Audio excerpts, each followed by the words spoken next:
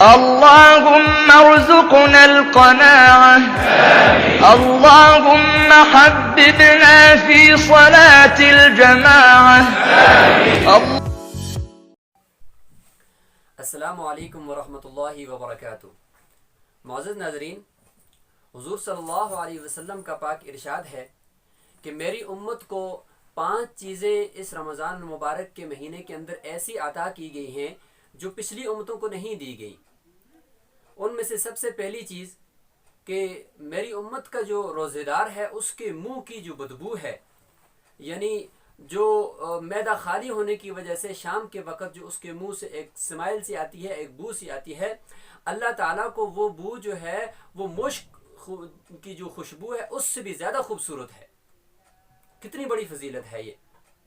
اور دوسری چیز جو اس امت کو عطا کی گئی وہ یہ ہے کہ دریا کی مچھلیاں بھی روزے دار کے لیے دعائے مغفرت کرتی ہیں۔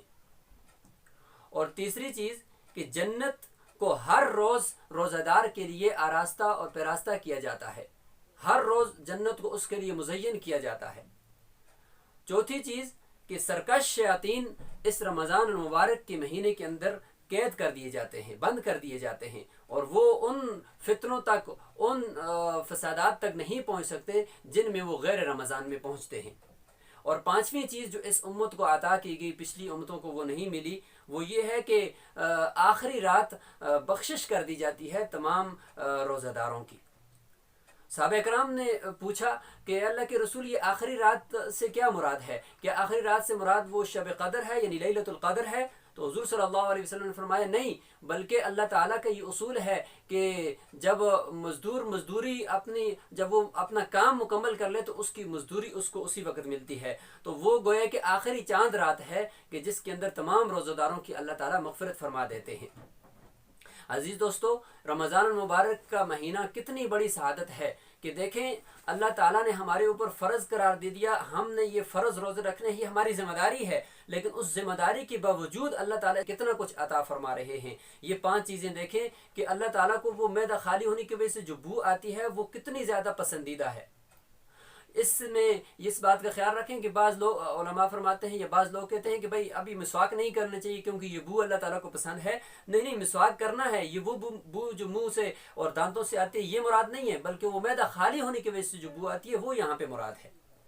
اور اسی طریقے سے سرکش شیاطین جو اس رمضان المبارک کے اندر قید کیے جاتے ہیں، تو لوگ پوچھتے ہیں کہ بھائی پھر بھی فساد ہو رہے ہیں، پھر بھی لڑائی جھگڑے ہو رہے ہیں، تو اس میں یہ یاد رکھیں کہ دونوں قول ہیں۔ ایک یہ ہے کہ سرکش شیاطین تو قید کر دی جاتے ہیں، لیکن چھوٹے موٹے جو شتونگڑے ہیں وہ تو موجود ہوتے ہیں۔